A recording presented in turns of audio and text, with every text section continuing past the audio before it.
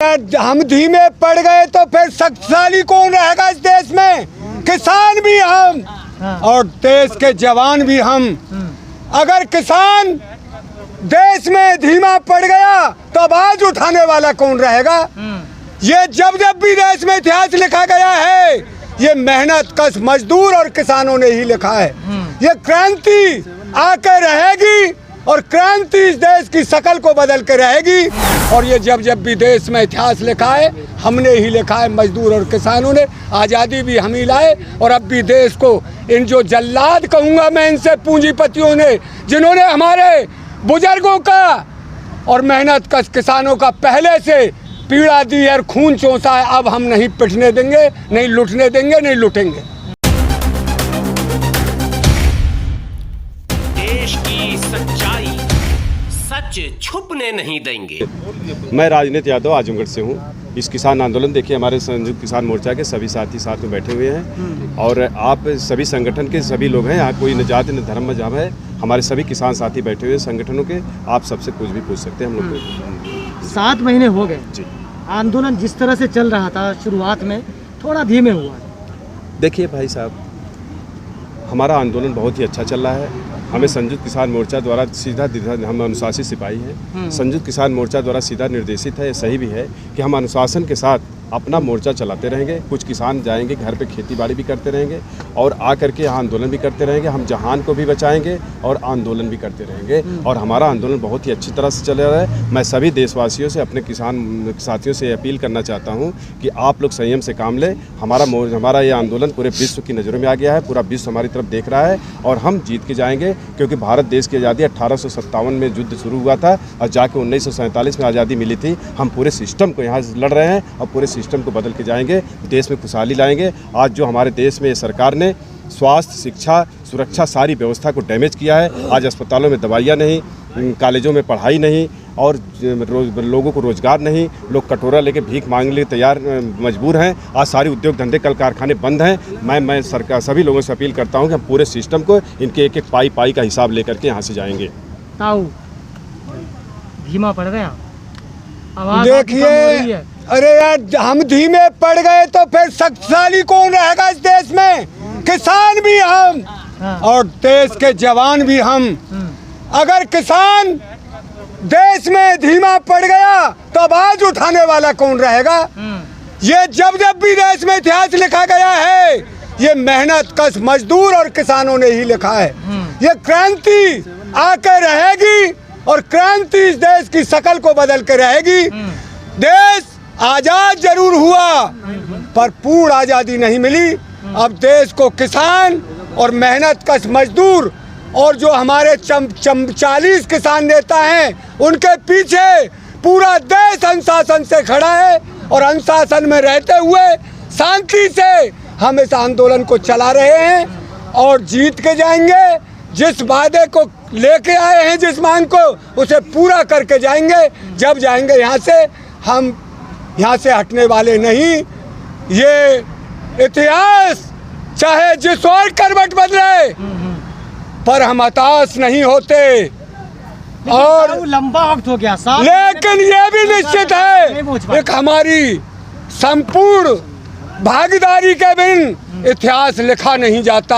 हम इतिहास को मुड़ने नहीं देंगे और ये जब जब भी देश में इतिहास लिखा है, हमने ही लिखा है, मजदूर और किसानों ने। आज़ादी भी हम ही लाए और अब भी देश को इन जो जल्लाद कहूँगा मैं इनसे, पूंजीपतियों ने, जिन्होंने हमारे बुजुर्गों का और मेहनत कश किसानों का पहले से पीड़ा दी है और खून चूसा है, अब हम नहीं पिटने देंगे, नहीं लुटने देंगे, नहीं लुटेंगे। चलिए पूछ।